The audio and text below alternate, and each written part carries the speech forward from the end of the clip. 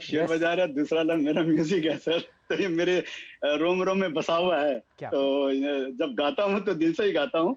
अच्छा नहीं गाता हूँ, लेकिन जो भी गाता हूँ नहीं नहीं मेरे लिए सर, बहुत अच्छी, मेरा जी बहुत जान लगा के गाता बहुत हूँ। बढ़िया गाते हैं। 2 बार तो मैंने वीकेंड पर सुन लिया, अब उसके बाद फिर ट्वीट किया, फिर दर्शकों के रिप्लाई आने लगे, बोले ये गाने के साथ साथ ये सीख है। और यही से मैं हाँ इंटरव्यू की शुरुआत करना चाहता हूँ। जिस जिसने हाँ सर। शॉर्ट किया वो रोज फंस रहा है। कैश वालों हाँ को शॉर्ट करते हैं 20% चले जाते हैं, बाजार को शॉर्ट करते हैं ऊपर चले जाते हैं। पैसा, अब हम लोग भी सीएनबीसी आवाज पर यही कहते हैं, देखिए लॉन्ग करिए ना करिए, हाथ जोड़कर हम लोग कहते हैं शॉर्ट मत करिए बाजार को। हाँ। आप भी सर ये जरा समझाइए, आपके गाने के मायने यही थे? देखिए, पहले तो ये क्लेरिफाई कर देता हूँ कि मेरा गाने का जो मायने है, वो लोगों को, ये कोई मेरा उद्देश्य ये नहीं है कि उनको ऐसा बताना है कि अभी जाकर आप शेयर ले लो सही और है। अभी मार्केट बहुत ऊंचा जाने वाला है। ये मेरा उद्देश्य नहीं है। नहीं, मेरा ऐसा उद्देश्य है कि मार्केट डूबने वाला है तो अभी आप जाके बेच दो। मेरा ऐसा कोई उद्देश्य नहीं है। ये गाने को मैंने हिस्ट्री इसके अंदर में बताई है, तभी 40 साल का इसमें चार्ट भी इसके अंदर में लगाया है। जी। आप हिस्ट्री देखिए कि जब जब जितनी तेजी से शेयर गिरा है, शेयर मार्केट गिरा है, उससे दूनी रफ्तार से शेयर बाजार बढ़ा है और नए हाई पे ऑलवेज छुआ है।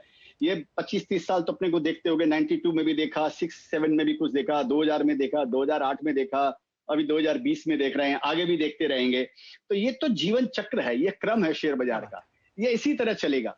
लेकिन बड़ा जो पैसा जिन्होंने शेयर बाजार में जो कमाया है, वो तभी कमाया है जब जिन्होंने कि जो भी लेके बैठा बड़ा खुश नसीब है, सही है। उन्होंने बड़ा पैसा कमाया है। और जिसने इंडिया पे फेथ रखा है, जिसने इंडिया को अपना भगवान समझा है कि हाँ भाई मेरे को तो ये इंडिया पे फेथ है, तो उसकी इकोनॉमी पे फेथ है, तो उसके शेयर बाजार पे फेथ है, जी। उसने बड़ा पैसा कमाया। तो मेरा बोलने का मतलब ये है कि भाई आप इंडिया पे फेथ रखो। घटना बढ़ना ये जीवन चक्र है, जैसे मैंने जी। बताया, वो आएगा, अभी भी आएगा। ऐसा नहीं है कि ये रोज इंडेक्स ऐसे ही चलता जाएगा, ऐसा ऐसा नहीं समझने का है।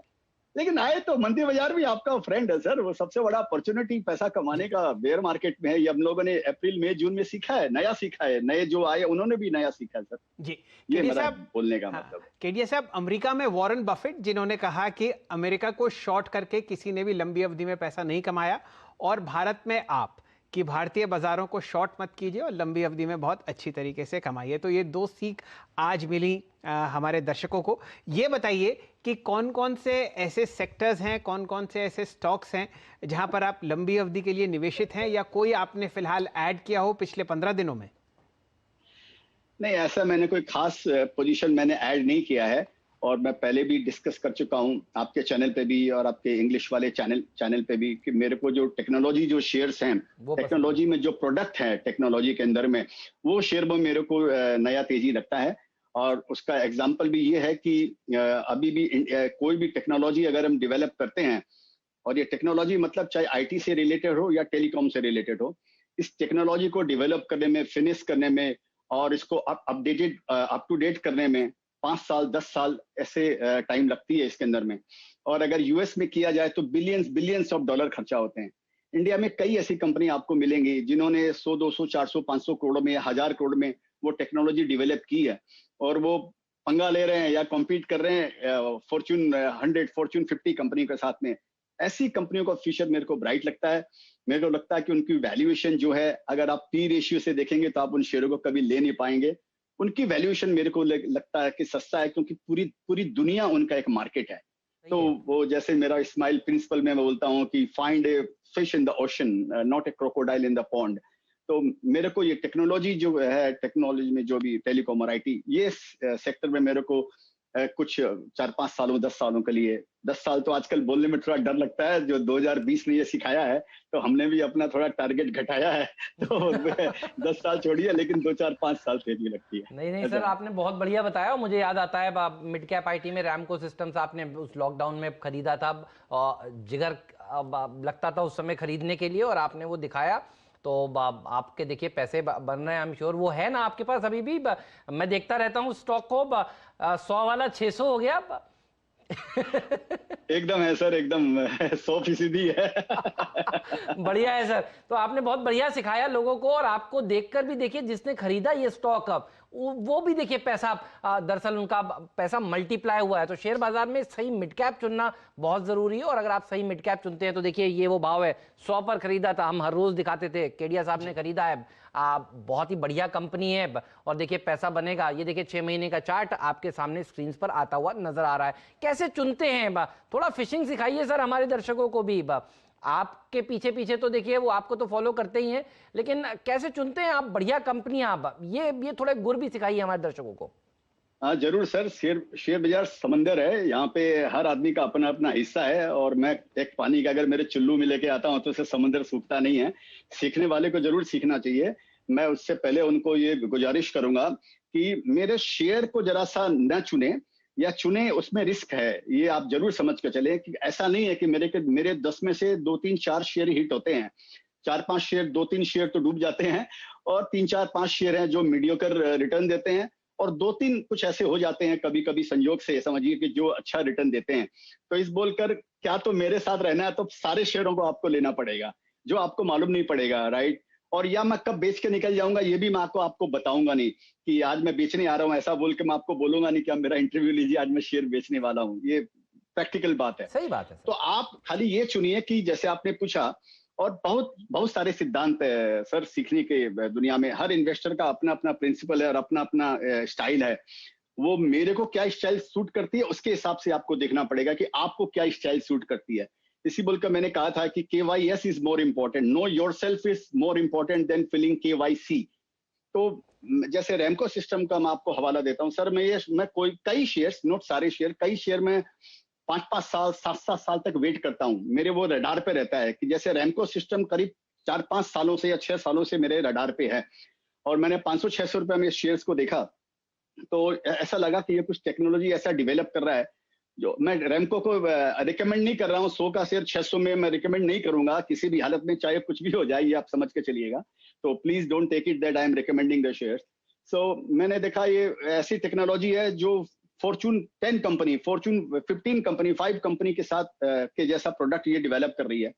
और मैं एयरपोर्ट पे देखता था इसका ऐड लगा रहता था, मैं लंदन में देखा इसका ऐड लगा हुआ है, तो मेरे को लगा ये कंपनी कुछ तो कर रही है ये। तो लेकिन मेरे को उस समय शेयर बहुत एक्सपेंसिव लगा, तो मैंने उसको कभी लिया नहीं। और मैं 5 साल तक लेकिन मेरे वो रडार पे रहता था वो। तो मैं जनरली ये शेयर 2 साल, 5 साल, 7 साल मेरे वो दिमाग में रहता है कि इसको कभी मैं देखूंगा, कभी मौका मिलेगा। उस समय कंपनी का प्रोडक्ट भी पूरा डेवलप नहीं हुआ था, एस्टेब्लिश नहीं हुआ था। संयोग से मई जून के अंदर में जब भी मैंने लिया, उस समय मेरे को अचानक मैं भाव देखा 6-8 महीना, तो मेरे को लगा कि तो भाव 80 रुपये आ गया।